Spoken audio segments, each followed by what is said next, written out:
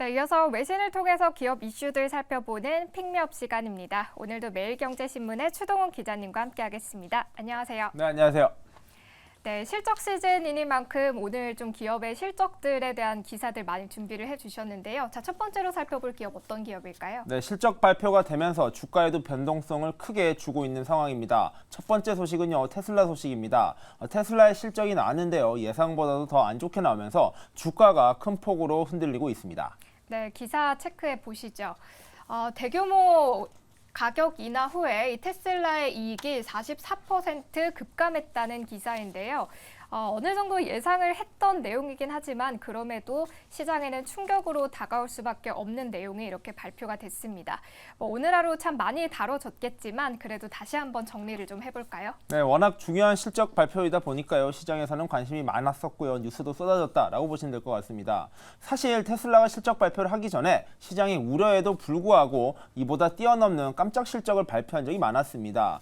그렇다 보니까 이번에도 일부 투자자들은 시장의 우려가 있었지만 의외로 좋은 실적이 나오지 않을까라는 기대감도 있었는데 결과적으로는 실적이 매우 좋지 않게 나오면서 주가 역시 큰 폭으로 하락하고 있는 상황입니다. 자, 보시면요, 매출은 늘었으나 순이익은 감소하는 효과가 나타났습니다. 그 배경이 기사의 제목에도 나와 있다시피 이 가격을 인하하는 바람에 생긴 결과라고 보시면 될 것 같은데요. 자, 매출 같은 경우에는 233억 5천만 달러가 나오면서 전년 동기 대비 9%가량 상승했습니다. 시장 전망치가 241억 달러였는데 그보다도 못 미쳤고요. 매출이 작년보다 늘었습니다. 문제는 순이익이 감소했다라는 건데요. 순이익이 18억 5,300만 달러를 기록하면서 전년 동기 32억 9천만 달러보다 무려 44%나 큰 폭으로 떨어졌습니다. 이 이유가 바로 이 가격 인하 때문이다라는 것인데요. 이러한 이유의 배경에는요, 바로 테슬라가 시장 점유율을 지키기 위한 전략이 있었기 때문이라고 보시면 될 것 같습니다. 보통 시장 점유율은 매출 기준이 아니라 판매량, 판매 대수 기준으로 정하다 보니까 테슬라는 이 시장 점유율을 지키기 위해서 가격을 인하하는 전략을 취했습니다. 그 덕분에 판매량은 늘었지만 이 가격이 인하된 바람에 순이익은 줄어드는 결과로 이어졌다라는 것이 이번에 실적이 악화된 큰 배경이라고 보시면 될 것 같은데요. 그로 인해서 향후 테슬라의 전망이 좀 어두워지는 것이 아니냐라는 우려도 키우고 있다라고 보시면 될 것 같습니다. 실제로 올해 총 판매량 목표를 180만 대 가량으로 두고 있는데 3분기까지 130만 대 가량을 팔았습니다. 즉 마지막 4분기에는 50만 대를 팔아야 되는데 이러한 목표, 대수를 채우기 위해서는 가격 인하 전략이 수반될 수밖에 없다라는 것이고요. 이러한 목표를 달성하는 것이 테슬라의 목표를 세운 것에 대해서 약속은 지켰다라고 볼 수는 있겠지만 결국에는 이러한 매출 그리고 순이익을 더욱더 악화시키는 구조로 이어질 수 있다라는 측면에서는 4분기까지 이러한 우려가 계속 이어질 수밖에 없다라고 보시면 될 것 같고요.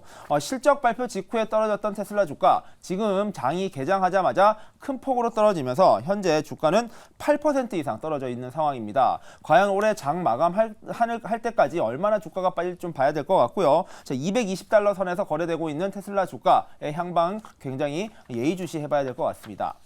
네, 이렇게 첫 번째 기사로 테슬라의 3분기 어닝 쇼크 함께 짚어봤고요.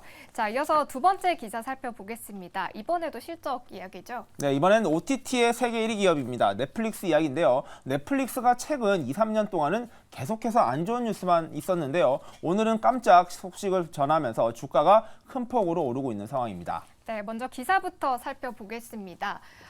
일부 지역에서의 가격 인상으로 넷플릭스의 구독자가 급증했다는 기사인데요. 테슬라가 부진한 실적을 발표했지만 다행히도 이렇게 넷플릭스에서는 좋은 소식을 내놓았습니다. 자, 자세하게 정리해볼까요? 네, 넷플릭스의 재무 지표도 좋았었고요. 뿐만 아니라 이 OTT 기업을 평가하는 바로미터, 바로 구독자 수가 크게 늘면서 넷플릭스 주가를 견인하고 있다라고 보시면 될 것 같습니다. 먼저 3분기 매출은 85억 4천만 달러를 기록했다라고 넷플릭스가 발표를 했는데요. 전년 동기 대비 7.7% 늘어나면서 매출 부분에 이익 상승이 기대되고 있는 상황입니다. 실제 월가 예상치에도 어느 정도 부합을 했었고요. 또 주당 순이익입니다. EPS 같은 경우에도 3.73달러를 기록했는데 시장 전망치가 3.49달러였으니까 그보다도 어닝 서프라이즈를 기록했다라고 보시면 될 것 같습니다. 특히 넷플릭스가 재무 실적이 좋았을 뿐만 아니라 구독자 수가 크게 늘어났다라는 점에서 큰 긍정적인 평가를 받았다라고 보시면 될 것 같은데요.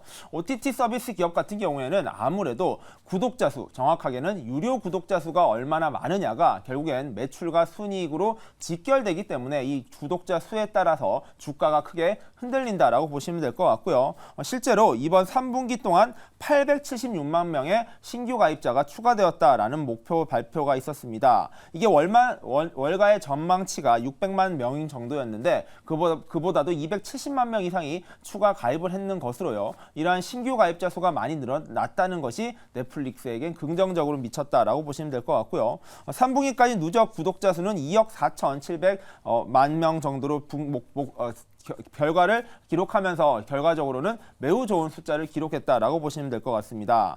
이번에 3분기에 가입자 수가 늘어난 경우는 이게 2020년 2분기 이후로 가장 큰 폭으로 늘어난 것이라고 하고요.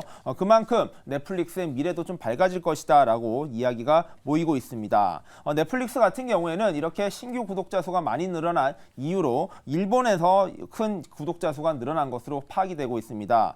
대표적으로 원피스죠. 일본의 애니메이션인데 이것을 실사한 영화가 큰 인기를 모았다라고 분석이 되고 있고요. 그리고 계정 공유를 단속했었던 효과가 본격적으로 나타나기 시작하면서 유료 구독자 수가 크게 늘어나는 것으로 이어졌다라고도 분석을 하고 있습니다. 그리고 최근에 종료되었죠. 바로 헐리우드의 파업 이슈가 어느 정도 진정이 되면서 여러 가지 측면에선 넷플릭스의 미래를 밝게 한다라고 분석이 되고 있고요. 현재 넷플릭스의 주가는 개장 직후에 무려 15%가량 급등하면서 $400를 돌파하고 있습니다. 올해 연중으로만 해도 연초 대비 35%가량 넷플릭스가 상승을 했는데요. 과연 넷플릭스의 반전이 언제까지 이어질지도 한번 살펴보시면 좋을 것 같습니다. 네, 이렇게 두 번째 기사로 넷플릭스 실적까지 짚어봤고요. 자, 이어서 마지막 기사 살펴보겠습니다. 자, 이번엔 어떤 소식일까요? 자, 지금까지 좀 긍정적인 소식과 부정적인 실적 소식을 다뤄드렸다면 이번엔 중국의 부동산 이슈를 한번 다뤄봐야 될 것 같습니다. 이미 한 달 전부터 이슈가 되고 있는데 이 기업의 어려움이 계속 커지고 있다라는 우려가 커지면서 중국 경제에도 미칠 영향까지 언급되고 있습니다. 네, 기사 살펴보시죠. 비고이 위안이 비용을 지불할 수 없을 것 같다고 이야기하면서 채무 불이행을 선언했다는 기사가 나왔는데요. 자, 오늘 이렇게 비고이 위안이 사실상 채무 불이행을 선언했고 중국 증시가 다시 한번 휘청였는데요. 참 위기를 넘기는 듯 하면서도 계속해서 이렇게 발목을 잡더니 결국은 이렇게 첫 번째 채무 불이행을 선언했습니다. 자세하게 짚어볼까요? 네, 영어 이름으로는 이 컨트리 가든이라고 되어 있습니다. 여기 기사 제목에도 영어 이름으로 되어 있죠. 이 비구이 위안이라는 회사가 중국을 대표하는 부동산 개발 업체라고 보시면 될 것 같은데요. 중국의 부동산 경기가 계속해서 안 좋아지면서 대규모 계약을 수주했었고요. 여러 계약건들을 진행해 왔었던 이 대규모의 부동산 기업들의 어려움이 커지고 있다라는 뉴스가 계속해서 쏟아지고 있습니다. 그 대표적인 기업이 바로 이 비구이 위안이라고 보시면 될 것 같은데 바로 지난달 17일 날 여러 가지 역외 채권이라고 하죠. 외국 투자자들, 외국 채권자들로부터 빌린 채무를 제대로 이행하지 못하면서 여러 가지 디폴트 이슈가 발생하고 있는 상황이었습니다. 당시 한 달 정도의 유예 기간을 주면 어떻게든 채무 또는 이러한 이자 정도를 마련해 보겠다라고 그때 유예를 했었는데요. 이 한 달여의 시간이 지금 지났습니다.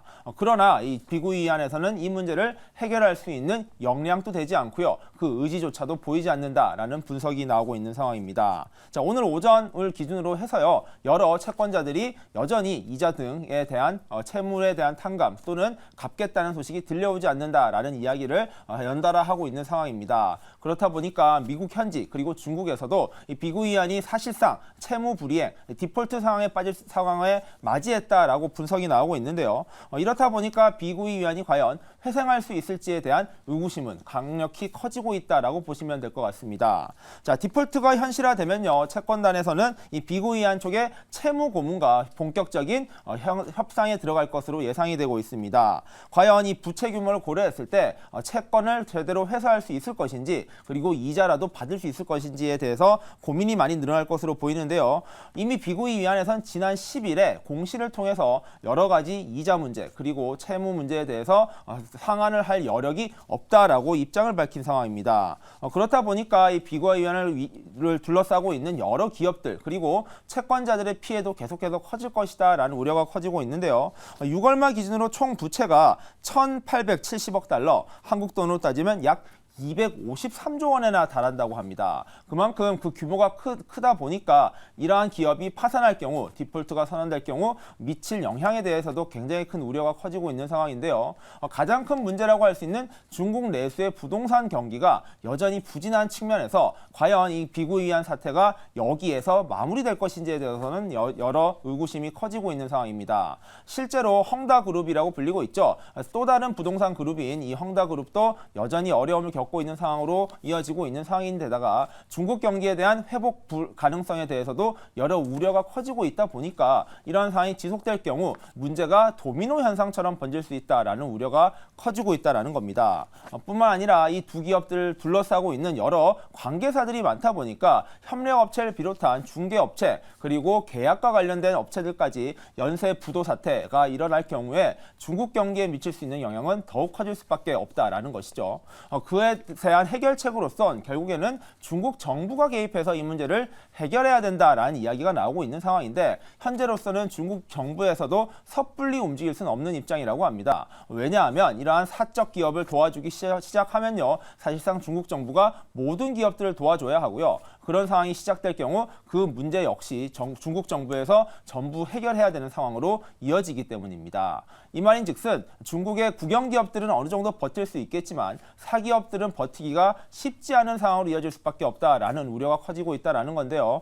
결국에는 이 컨트리 가든이 과연 어떠한 영향을 미쳐내느냐 중국 경기에 큰 문제로 이어질 것인지를 좀 봐야 될 것 같습니다. 실제로 미국에서도 모기지 사태로부터 미국의 글로벌 위기가 시작된 것처럼 중국 역시 이 부동산 문제가 해결되지 못할 경우에는요. 실물 경제를 비롯한 여러 가지 경제 지표에도 부정적인 영향을 미칠 수밖에 없다라는 분석이 나오는 만큼 이 컨트리 가든의 사태가 어떻게 마무리될지를 계속해서 지켜보시는 것이 중국 경제를 판단하시는데 큰 중요점이 될 것 같습니다.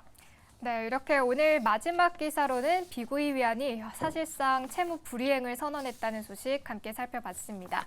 자, 오늘 저희가 준비한 소식은 여기까지입니다. 오늘도 매일경제신문의 추동훈 기자님과 함께했습니다. 고맙습니다. 네.